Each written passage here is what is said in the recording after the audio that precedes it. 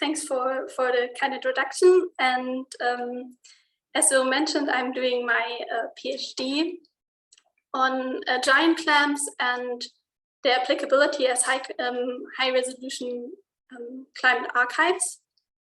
And I'm quite excited to be here today and to present some of the ideas that are the basis for my PhD project, and also show you some stuff that I've been working on. But first, I'd like to take a minute to thank my supervisors and collaborators. Yep. First and foremost, of course, Wolfgang Müller, who is my first PhD supervisor and introduced me to the topic of giant clams, but also David Evans, who's my second PhD supervisor, Willem Renema, who works at Naturalis Biodiversity Center in the Netherlands and provided some very cool fossil giant clams that you will also see in this presentation. Then Jonathan Aris, who is at the Hebrew University in Jerusalem and supervised some of the culturing experiments I did, and also provided recent fossil clams.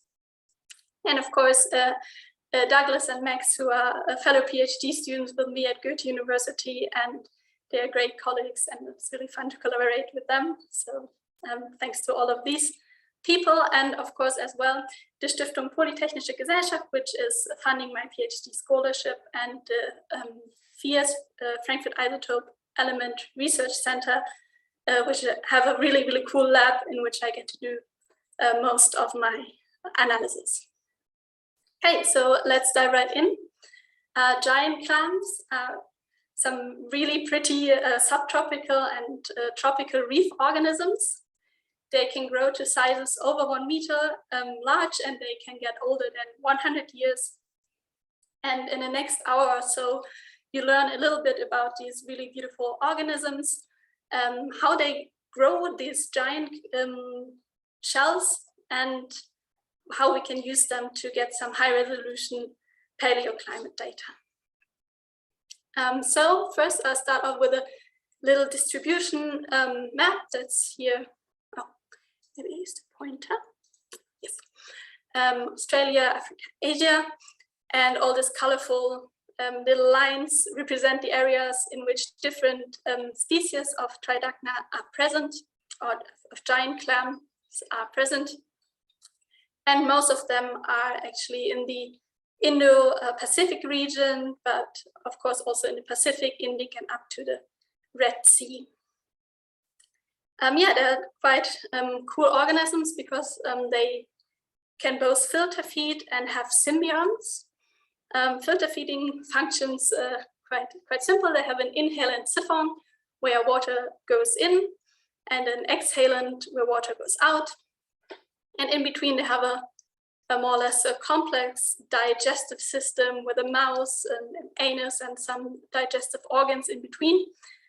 So they can eat phytoplankton, zooplankton, or some waterborne nutrients, particles that they actually lead through their digestive system. But they also, as I said, have photosymbionts. If you look really closely at the mantle, that's where this Symbiodinium are situated. And yeah, these are unicellular microalgae that sit in the mantle. So this would be the upper side of the mantle of the clam. And down these channels, we see the symbionts and how they are distributed. And of course, they are photosymbionts, so they photosynthesize and provide some sugar for the clam. And the clam, in turn, provides shelter for this microalgae. And the giant clams are quite good at that, actually. Here you can see a picture of the cross-section of a little bit of the upper mantle of a giant clam shell. And the gray dots are all the algae, microalgae, Symbiodinium locations. So they're here located in tubes. And above, there are these so-called iridocyte cells.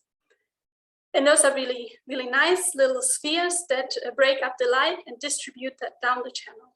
So in this way, the outer mantle can host more symbionts because all of them along this channel get enough light. And it's even better. They actually filter the light, so they preferably will let blue and red light through, which are wavelengths in which Symbiodinium does photosynthesize more efficiently and reflect some other wavelengths. And by that, they also protect the microalgae from getting too much light and suffering some photo damage. These nice iridocyte cells are also responsible for the really beautiful color of the outer mantle. So it's a bit of a functional beauty. And here you can also see little black dots along this blue mantle, but also here in the yellow. And those are actually hyaline organs. Those are basically very primitive eyes. So some photosensors, and in case a fish is like swimming over the clam, it detects a shadow and it can retreat its mantle a little bit and close up to not get eaten, basically. Okay, so we come to the first question of my talk. They're called giant clams, but which giant clam is the most giant? So which do you think is larger, Tridacna maxima or Tridacna gigas? And I have this little QR code, which you can now scan with your phones and also decide which you think is the larger organisms. You can vote. And I just gonna swap to the actual slide. Yeah, so for those of you who don't have a smartphone at hand, you can also go to slido.com and enter this little code to participate. And yeah, vote which one you think is the larger giant clam.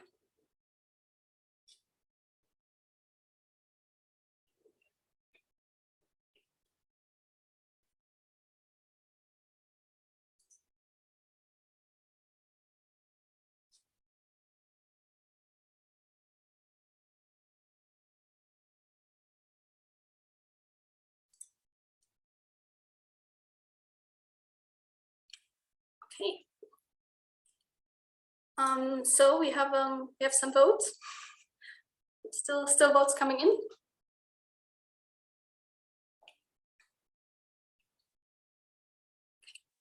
Just gonna assume most of you voted. Tridacna gigas, you're quite right. Tridacna gigas won, and it's also the largest giant clam. And Tridacna gigas are those that grow over 1 meter size, so they're the ones that divers want to pose with when they're taking pictures. And Tridacna maxima down here only goes to 25 centimeters. It's a rather small giant clam compared to others that are mostly between 40 and 60 centimeters in size. But I also want to draw your attention to the smallest giant clam, which is Tridacna crocea, also known as the boring clam. Yeah, it's a bit sad actually, but it is not called the boring clam just because there were some mean scientists that thought, you know what, the world doesn't need small giant clams. No, it's actually called the boring clam because it has a very cool feature.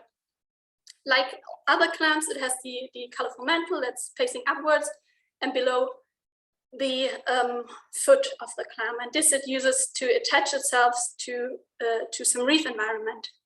And this little Tridacna can actually lower the pH at its foot, and with this build an acidic environment and bore into the reef. So it kind of like burrows a little bit and gets some stability and shelter by boring into the reef, and thus they named it the boring clam. Yeah, so you learned already a little bit about the organisms themselves. But there's something that I personally like more than the giant clams, and that's the giant clam shells, because I'm really interested in paleoclimate reconstructions, and these really cool, beautiful large shells can help me quite a bit to understand paleoclimate. And yeah, now I want to start a little chapter on how they actually build up their shells. Here we have not so happy little giant clam. You can still see the more or less colorful outer mantle usually seen, but you also see the whitish inner mantle.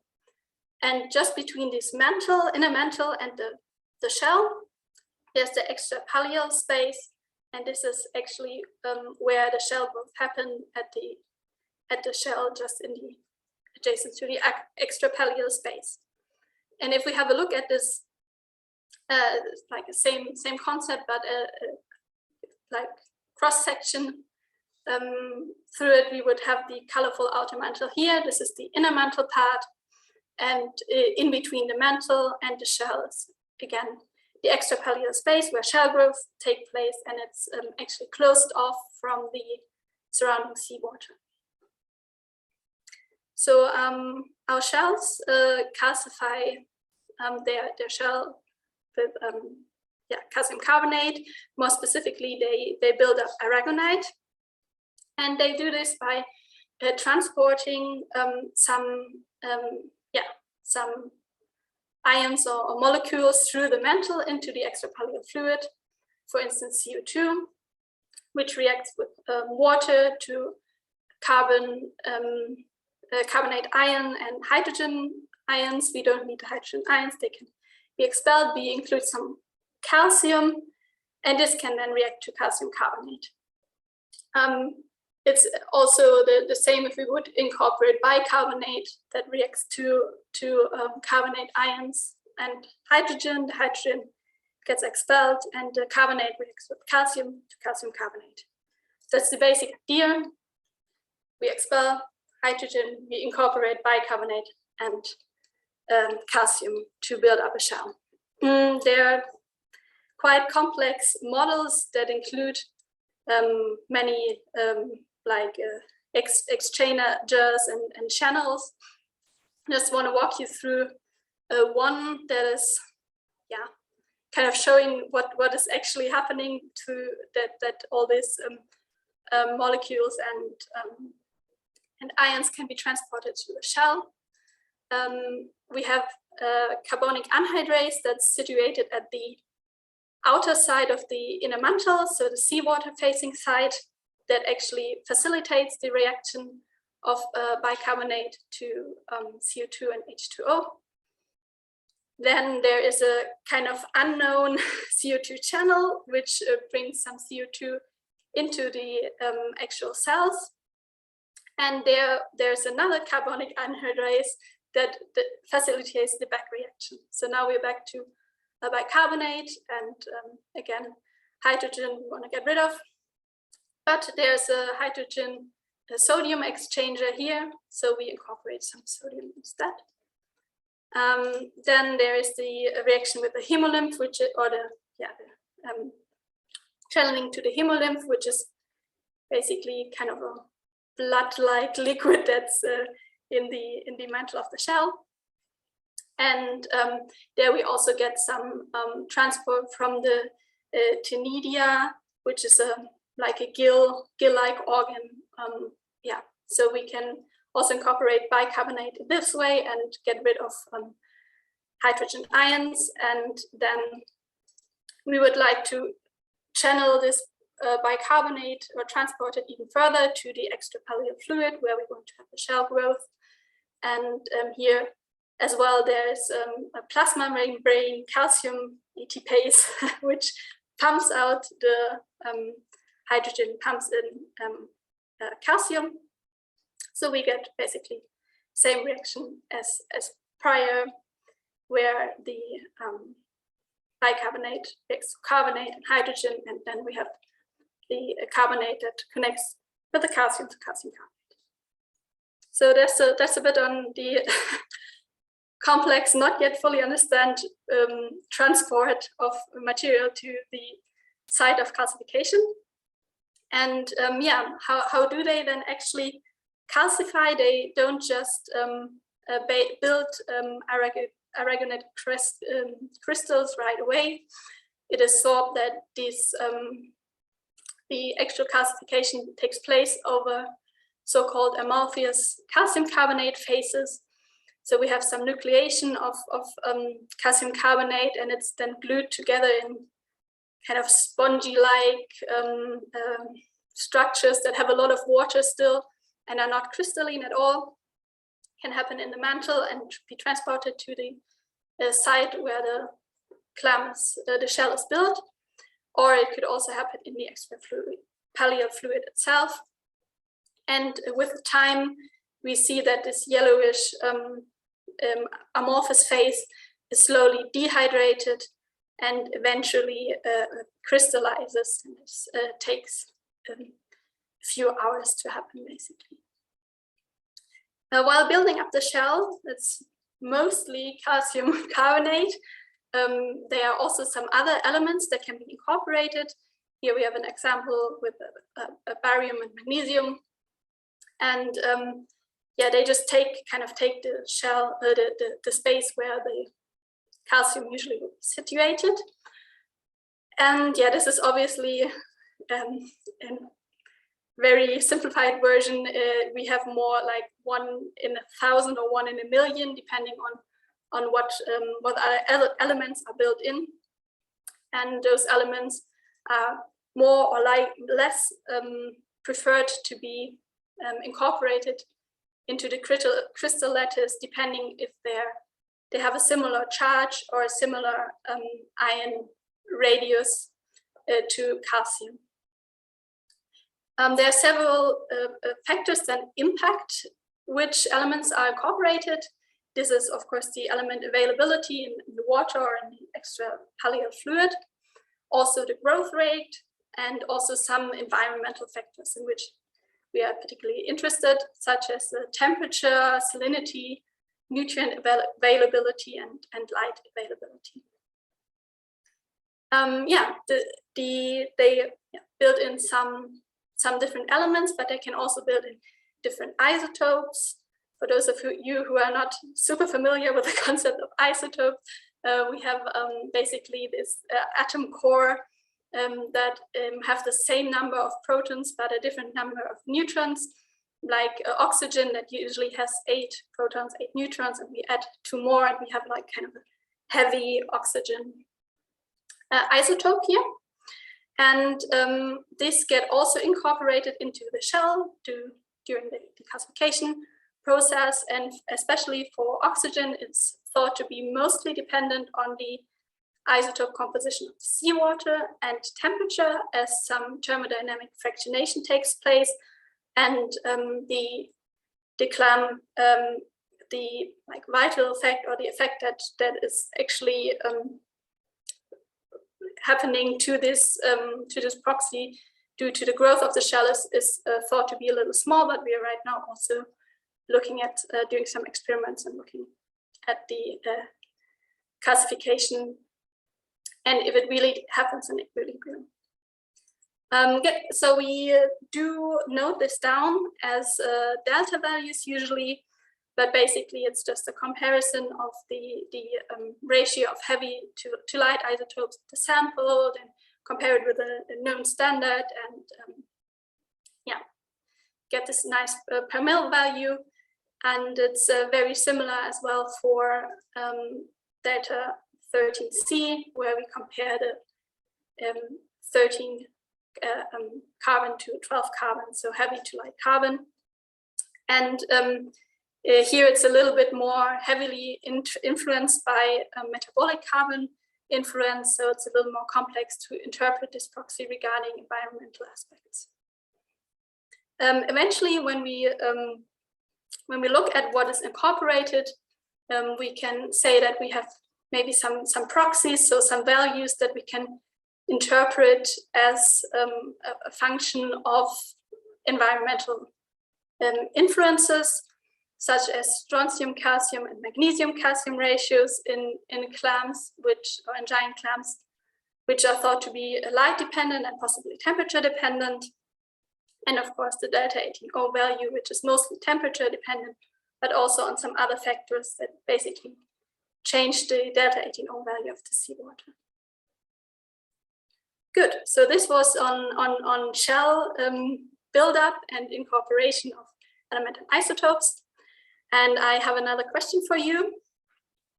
How heavy would you think this clamshell is? So it's my second favorite clamshell, actually. It's also called the big boy. And you can again scan that QR code if you're still on that site, use that site. And yeah, what would you say this particular clamshell weighs in kilograms?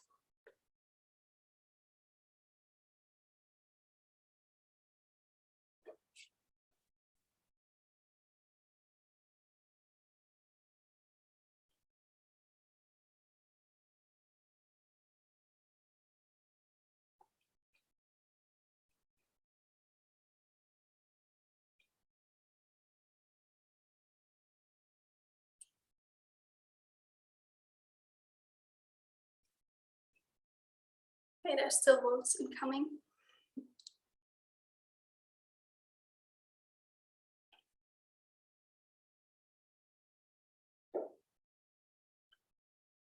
Good. I'm gonna go to them. Yes, you're so good. It's 75 kilograms. I hope that not only people voted that already knew that. No, but I guess most of you didn't. Yeah, 75 kilogram clamshell. That's heavy. I had to carry it onto that lawn together with Max because I just cannot carry it around myself, which maybe lets you wonder how you analyze such a giant shell. You obviously cannot just stick it into a mass spectrometer. So I will now talk a little bit about the preparation and methods we apply to actually get geochemical data from the shell on the example of Toby, which is my favorite giant clam shell. And actually the shell I did most work on for my PhD so far.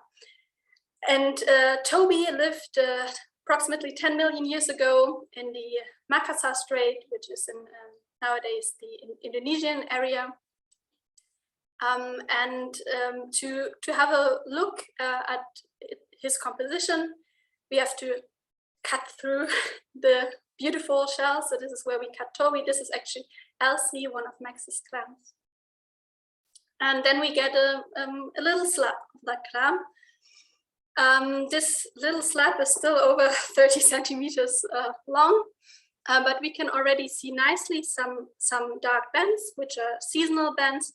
And if you count them, you get a rough estimation of how old this clam could be. And it's more or less around 60 years. So Toby grew to the age of 60. If we now want to really analyze it, we have to break it down even further. So we cut some little blocks that then fit, for instance, on this micromill, which is this consistent of this little drill bit here, very thin conical drill bit, and a stage that can move below the drill bit, with which we can sample powder at relatively high resolutions that we then use to measure delta 18O and delta 13C values. If we want to do a laser ablation to get an information about the elemental ratios that are present in the shell, we put these little blocks or sometimes thin sections, if we want to go at really high resolution, into this laser holder. And then we put it into a laser ablation cell. You can see it here. Yeah, that's a laser ablation cell in the Fierce lab. And this is the little holder I just showed you. And here is actually where the laser itself enters and shoots onto the sample. And particles are then transported to a mass spectrometer. So this is a tiny video from a really cool Fierce YouTube video, if you want to watch that later. Yeah, you have to close it up, obviously. It's not connected to the atmosphere at the point of measurement. And this is then on the computer, you see the samples and you can set the pathways where you want the laser to ablate. And yeah, then this material that's ablated will be transported to the mass spectrometer and goes through a plasma torch, which is actually there to break apart little particles that are still sticking together and ionize the whole sample. That's very important because if we look at a very simplified version of a mass spectrometer, we have an ion beam that is led through a magnet. And because the ions are charged particles, they will be redirected in the magnetic field. And where they are directed is dependent on their mass as well as on their charge. So I'm really oversimplifying this a little bit, but say we would want to look at magnesium to calcium ratios. They have the same charge, but they have different masses. So the much lighter magnesium would be redirected more strongly and maybe hit the detector this area, while calcium is redirected a little bit less. So it would hit here and we could measure how much calcium and magnesium are inside and build a ratio. In reality, we actually use calcium as an internal standard and know the composition of the sample, but it's just to kind of get an idea. If we want to measure delta 18O or delta 13C, we actually look at charged CO2 that is also inserted into the magnet, and CO2, especially we look at three masses, mass 44, 45, and 46. Mass 44 consists of light carbon and 2 light oxygen. Isotopes here, the 45 has 1 heavy carbon and 46 has 1 heavy oxygen. So again, if this was, they all have the same charge, so possibly the lightest one would be here, 44, 45, 46. And yeah, we can then use that, compare the one with the light and the one with the heavy carbon to get delta 13C, and the one with the light, just the light carbon ones, the one with the light oxygen and heavy oxygen to get delta 18O values. Okay, so let's say we did all that and we have a nice delta 18O value of like approximately minus 1.5 per mil, and we want to know the temperature. But we look at a fossil sample, so we don't know the temperature. So we first have to kind of calibrate our proxies. So how would you calibrate paleo temperature proxy? That's an open question. So I just want to hear some suggestions. I know some of you know this really well. Some of you might not. Open for suggestions. Maybe we can like find out something new as well. Probably not.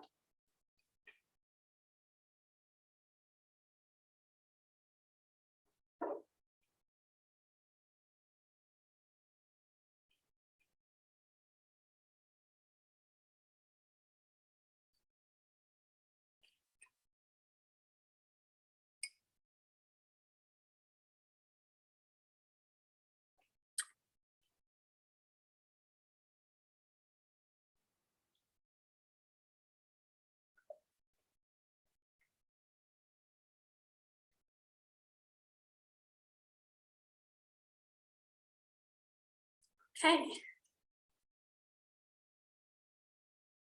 Skyrus, great. Yeah. So yeah, you can basically, yeah, tree rings are another proxy.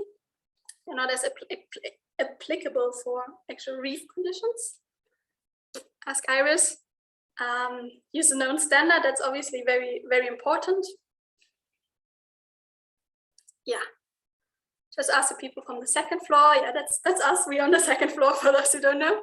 Yeah, but actually with lab experiments on living animals where you know the temperature is the exact answer I was waiting for. Don't know who did write this. This is anonymous. That's good. But thanks to that person. So one of the ways you can do this is culture some clams. This is a picture of the clams that I cultured in Jerusalem. See, it's there. Very tiny, young, little giant clams sitting in their little containers. We have water flowing in and flowing out, and we can control this. And they're also in a temperature bath. Because you don't see it just as well in the picture, I also put in like a sketch from a paper from Viola Vata. So it's really that you have some reservoir seawater that you know the composition of. You pass it through this little container where your clam is sitting, and then take out the water. You can already measure the water and get an idea how the clam performs in that in a little container, but you can also then measure the actual shell afterwards. And this shell, the clam will not survive that sadly, but yeah, you can measure it. And I have not yet the data from my culturing experiments, so I will move on to some literature data from aquarium monitoring, for example, where they have a giant clam that grew in an aquarium with measured SST, so sea surface temperature, that's changing here. They also measured the delta 18O value of the seawater. And afterwards, after the clam died, they measured the delta 18O value of the shell and then subtracted the seawater value from the shell value, get this little black dots, which are then independent from the, they subtracted the seawater influence. And then you can get this kind of curve that tells us at approximately minus 1.5 per mil might have been at something like 27, 28 degrees Celsius. You could, of course, also look at ocean-grown clams. So if you have some instrument that measure the conditions in the ocean, like in this study, there's again the sea surface temperature that was recorded over several years and compared then after the clam died to the delta 18O value of the shell. And these authors actually also looked at some elemental ratios like strontium, calcium, and they see that with an increase in sea surface temperature, both the delta 18O value and the strontium calcium ratios will be increased for their clam. And of course, again, you can then see or plot this and get a relation out of this. So 1.5 would be here, and we're back at 28-ish degrees C. Another thing that's interesting that you can do with like ocean or environmental monitoring is this study that looked at typhoons, category 3 and 4 in white circles and 5 in black circles. And they postulate that if we have these typhoon events, it's more likely that we get a peak in the barium calcium ratio.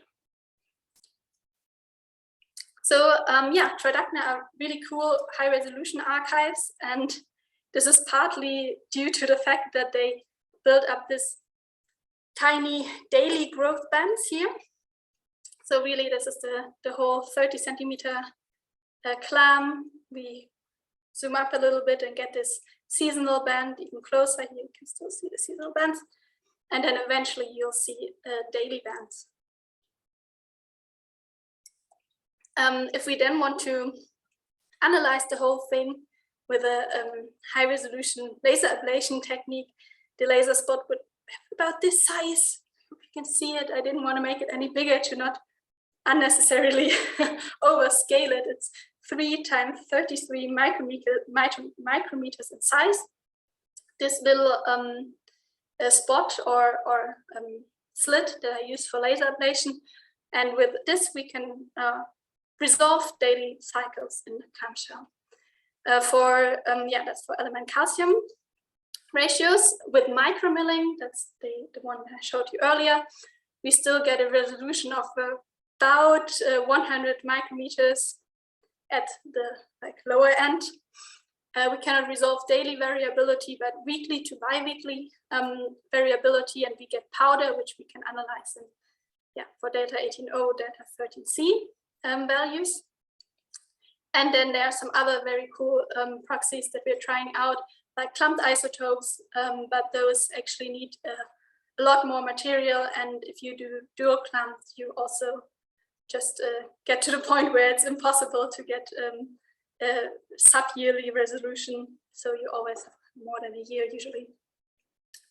And yeah, that's a very cool proxy. I'm not going to dive into, but it is especially suited for some paleoclimate archives because it gives you a temperature and it's not dependent on the delta 18O value of the seawater, which we often don't know in the past. or don't know very well. Yeah, and all these little cycles that you see here in the clam are actually also present in the geochemical signal. So here we can see again delta 18O values that vary with a year. Basically, this is the 1 year, and co-varying the magnesium calcium. And you can see it's a little bit wiggly, this line. It's not a nice curve. That's actually because within this year we can see tidal cycles. So if we zoom in even further, this is this same year. We have some tidal cycles that are still wiggly because overlain there are daily cycles. And yeah, if we then zoom in sufficiently, they can look actually very nice.